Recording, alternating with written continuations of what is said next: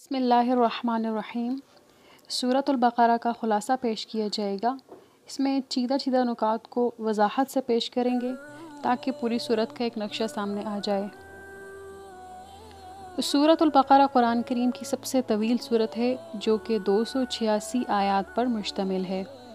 سورۃ البقرہ کا اکثر حصہ ہجرت مدینہ کے بعد بالکل ابتدائی دور میں نازل ہوا۔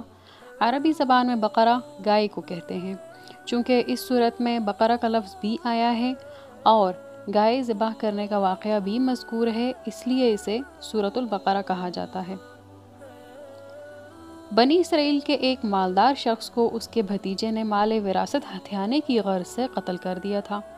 پھر رات کی تاریکی میں اس کی لاش اٹھا کر کسی دوسرے شخص کے دروازے پر ڈال دیا اور اس پر قتل کا دعویٰ کر دیا۔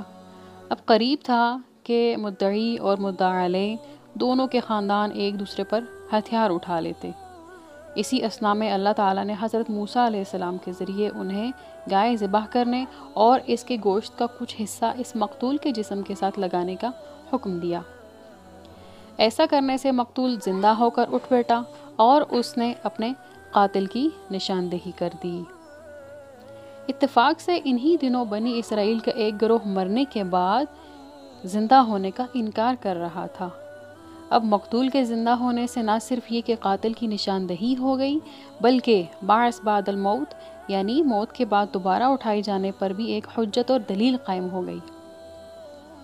اس کے علاوہ مصریوں کے ساتھ طویل عرصے تک رہنے کی وجہ سے بنی اسرائیل کے دل میں گائے کی جو عقیدت و محبت رچ بس گئی تھی، گائے ذبح کرنے کا حکم دے کر اس کی تردید اور توہین بھی کر دی گئی۔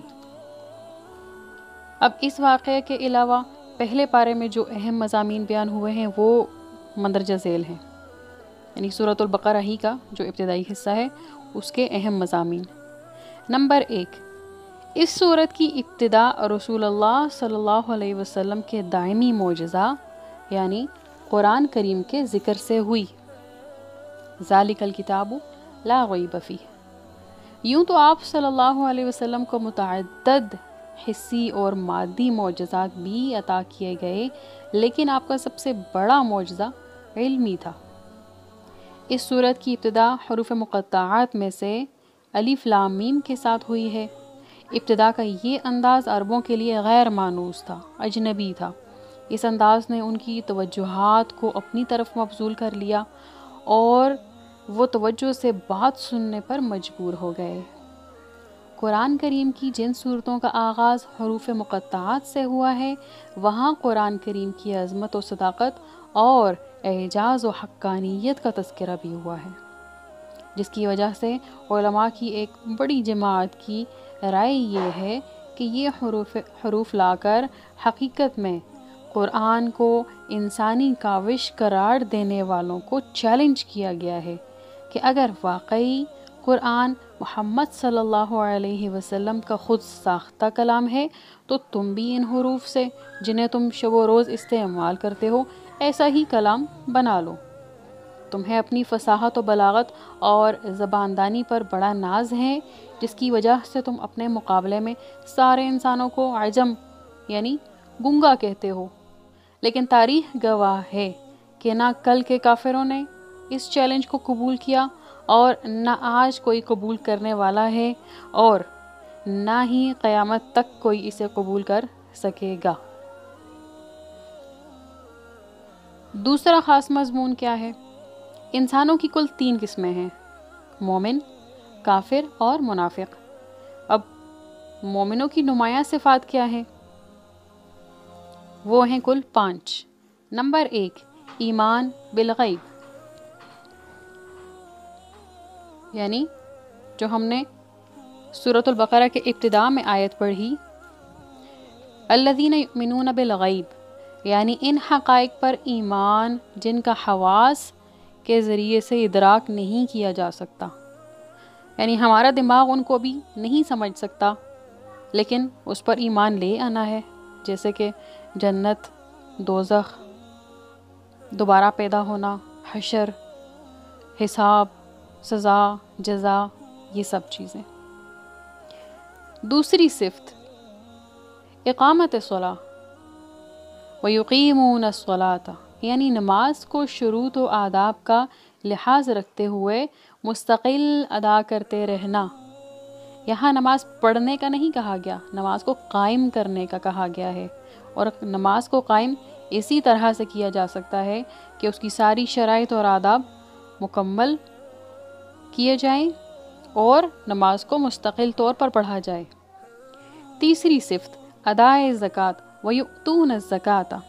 قرآن کریم میں عام طور پر نماز اور زکوٰۃ کا اکٹھے ہی ذکر آتا ہے، کیونکہ نماز اللہ کا اور زکوٰۃ بندوں کا حق ہے، اور انسان کا ایمان اس وقت تک کامل نہیں ہو سکتا جب تک کہ وہ دونوں قسم کے حقوق نہ ادا کر لے، یعنی حقوق اللہ اور حقوق العباد۔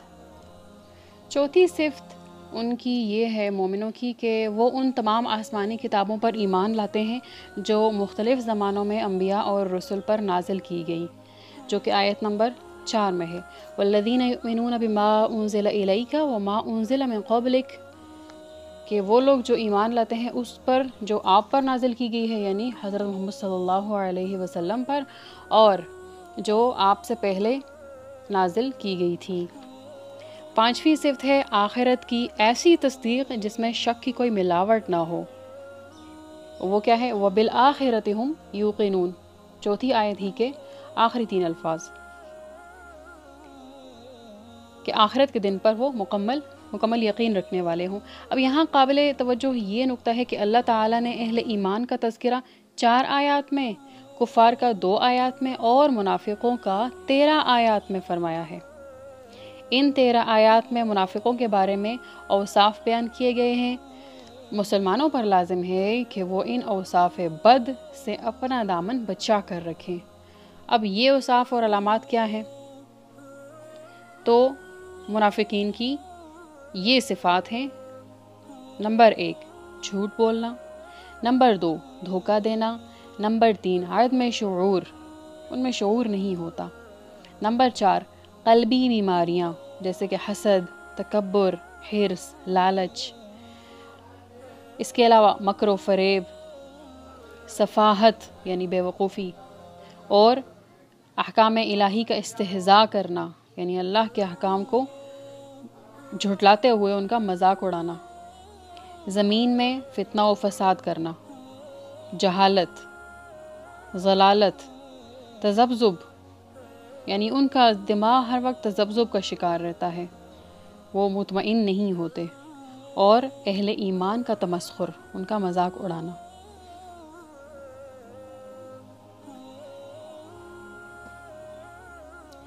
یہاں مومنوں کی 5 صفات بھی بیان ہو گئیں اور منافقین کی بھی تقریباً 13 صفات اور علامات بیان ہو گئیں، 12، یہ 12 اوصاف ہیں۔ اب تیسرا خاص مضمون اس صورت کا کیا ہے؟ حضرت آدم اور حضرت حوا علیہم السلام کا قصہ، جو کہ ابلیس کے ساتھ پیش آیا تھا۔ حقیقت میں یہ ساری انسانیت اور اس دنیا کی ابتدا سے انتہا تک کا قصہ ہے۔ اب یہ قصہ حق اور باطل، خیر اور شر کے درمیان دائمی کشمکش کی نشاندہی کرتا ہے۔ یہ قصہ حضرت آدم علیہ السلام کی عظمت شان بتاتا ہے۔ انہیں عرضی خلافت عطا کی گئی، ایسے علم سے نوازا گیا جو فرشتوں کے پاس نہیں تھا۔ ملائکہ کو ان کے سامنے سجدہ ریز ہونے کا حکم دیا گیا۔ منصب خلافت پر فائز ہونے کی وجہ سے بنو آدم اس امر کے پابند ہیں کہ وہ زمین پر اللہ کے حکموں کو نافذ کریں اور دنیا کا نظام ویسے چلائیں جیسے اللہ چاہتا ہے۔ چوتھا مضمون، یوں تو قرآن کریم میں متعدد مقامات پر بنی اسرائیل کا ذکر ہے، لیکن اس بارے میں سب سے زیادہ تفصیلی بحث سورۃ البقرہ کرتی ہے۔ پہلا پارہ تقریباً پورا ہی ان کے تذکرہ پر مشتمل ہے۔ اس تذکرہ میں سب سے پہلے تو یہ بتایا گیا ہے کہ اللہ تعالیٰ نے بنی اسرائیل کو بے شمار ظاہری، باطنی، دینی اور دنیاوی نعمتیں عطا فرمائی تھی۔ مثلا ان کے اندر کثرت سے انبیاء بھیجے۔ نمبر 2 انہیں دنیاوی خوشحالی حد سے زیادہ دی۔ نمبر 3 عقیدہ توحید اور ایمان کی نعمت سے سرفراز فرمایا۔ نمبر 4 فرعون کے مظالم سے نجات دی۔ اور انہوں نے حضرت موسیٰ علیہ السلام کی قیادت میں مصر سے ہجرت کی اور فرعون نے ان کا تعاقب کیا تو کیا ہوا؟ سمندر میں ان کے لیے رستہ بنا دیا اور ان پر ظلم وغیرہ ڈھانے والوں کو ان کی نظر کے سامنے بمائے لاؤ لشکر غرق کر دیا۔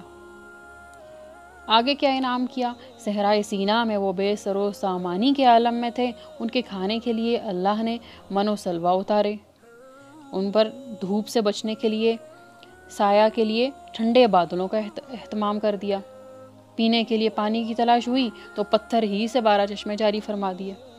اس کے بعد بتایا گیا کہ انہوں نے ان نعمتوں کا شکر ادا نہ کیا اور بتدریج کفران نعمت کی بیماری میں مبتلا ہو گئے، چنانچہ انہوں نے حق کو چھپایا، خاتم النبیین صلی اللہ علیہ وسلم کی نبوت کا انکار کیا، بچڑے کو معبود بنا لیا، صحرائے سینا میں بے صبری اور حرص اور لالچ کا مظاہرہ کیا، اریحا شہر میں متکبرانہ انداز میں داخل ہوئے جبکہ انہیں عاجزی کے ساتھ داخل ہونے کا حکم دیا گیا تھا۔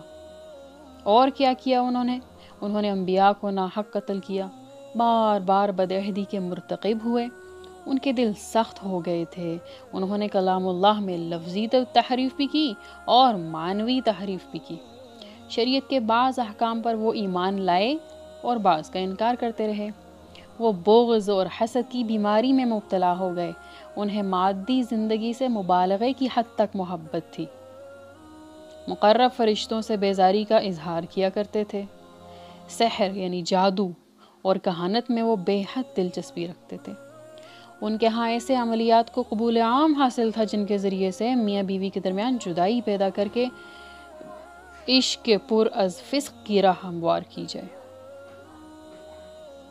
بدعملی کے باوجود جنت کے واحد ٹھیکیدار ہونے کا دعویٰ بھی یہی کرتے تھے، وہ بڑے وثوق سے یہ بات کہتے تھے کہ جنت میں صرف وہی جا سکتا ہے جو یہودی ہو، اور یہی دعویٰ نصارہ بھی کرتے تھے یعنی عیسائی۔ اس کے ساتھ دونوں یہ دعویٰ بھی کرتے تھے کہ صرف ہم ہی حق پر ہیں اور ہمارے مخالف فرقے کے پاس کوئی دلیل نہیں۔ یعنی سوچنے اور عبرت و نصیحت کی بات یہ ہے کہ کہیں ان خرابیوں میں سے کوئی خرابی ہم مسلمانوں تو نہیں پائی جاتی، یہ یہاں پر اللہ تعالیٰ نے قرآن میں اس لیے یہ سارا ذکر کیا ہے۔ اچھا، یہود پر انعامات اور ان کے کفران نعمت اور جرائم کی تفصیل کے بعد تذکرہ ہے حضرت ابراہیم علیہ السلام کا، جن کی عظمت شان کو یہود اور نصارہ دونوں تسلیم کرتے تھے اور فخریہ طور پر ان کی طرف اپنی نسبت کرتے تھے، حالانکہ اگر وہ اپنے دعویٰ میں سچے ہوتے تو ہمارے آقا حضرت محمد صلی اللہ علیہ وسلم کی اتباع ضرور کرتے، کیونکہ آپ صلی اللہ علیہ وسلم حضرت ابراہیم علیہ السلام کی ہی دعاؤں کا ثمر تھے۔ اور یہاں اب یہ بھی بتایا جا رہا ہے کہ اللہ نے حضرت ابراہیم علیہ السلام کو مختلف آزمائشوں میں ڈالا، لیکن وہ ہر آزمائش میں سرخرو ہو کر نکلے، والد کی بت پرستی سے بیزاری کا معاملہ ہو یا قوم سے ٹکراؤ کا، نمرود سے بحث و مباحثہ کا مرحلہ ہو یا آگ میں ڈالے جانے اور وطن سے ہجرت کا، بیوی اور بچے کو بے آب و گیاہ وادی میں چھوڑنے کا حکم ہو یا لخت جگر کو اپنے ہاتھوں سے ذبح کرنے کا، اللہ کے خلیل حضرت ابراہیم علیہ السلام نے ہر مقام پر ثابت کر دیا کہ وہ اللہ ہی کی مان کے چلنے والے ہیں اور وہ ایمان پر ثابت قدم ہیں، ان کے قدموں میں ذرا برابر بھی لغزش نہیں آئی۔ اسی ثابت قدمی کی برکت تھی کہ ان کی دعائیں قبول ہوئیں۔ کس طرح کہ مکہ پر امن شہر بنا، وہاں کے رہنے والوں کو پھلوں کا رزق میسر آیا، اور سب سے بڑی دعا جو قبول ہوئی وہ یہ تھی کہ اللہ نے قریش کی نسل سے خاتم النبیین حضرت محمد صلی اللہ علیہ وسلم کو پیدا فرمایا۔ حضرت ابراہیم علیہ السلام کے معاصر اور مفاخر بیان کرنے کے بعد اللہ فرماتے ہیں کہ ملت ابراہیمی سے وہی شخص اعراض کر سکتا ہے، وہی شخص منہ موڑ سکتا ہے جو شقی ہے، بدبخت ہے، احمق ہے اور خواہشات کا غلام ہے۔ یہود و نصارہ واقعی ایسے ہی تھے، وہ حضرت ابراہیم علیہ السلام کی طرف اپنی نسبت تو کرتے تھے مگر ان کا زعم باطل یہ تھا، ان کا گمان یہ تھا کہ نجات حنفیت کی اتباع میں نہیں ہے بلکہ یہودیت اور نصرانیت کی اتباع میں ہے۔ اللہ نے اپنے نبی کو حکم دیا کہ آپ انہیں حنفیت یعنی دین اسلام کی طرف دعوت دیں، جو کہ تمام انبیاء کا دین ہے۔ اگر وہ آپ کی دعوت کو قبول کر لیں تو ہدایت پا جائیں گے، اور اگر قبول نہ کریں تو ان کا انکار اور گمراہی کسی دلیل کی بنیاد پر نہیں ہوگی بلکہ ضد اور عناد کی بنیاد پر ہوگی۔ تو آپ انہیں عناد کی گندگی میں پڑا رہنے دیں، اللہ ان سے نمٹ لے گا۔ تو پھر یہ ارشاد ہوا، اگر یہ یہود و نصارہ بھی اس طرح ایمان لے آئیں جس طرح تم ایمان لائے ہو تو یہ ہدایت پا جائیں گے، اور اگر منہ موڑ رہے ہیں تو اس پر تعجب نہ کرو، کیونکہ ضد اور مخالفت ان کی عادت ہے۔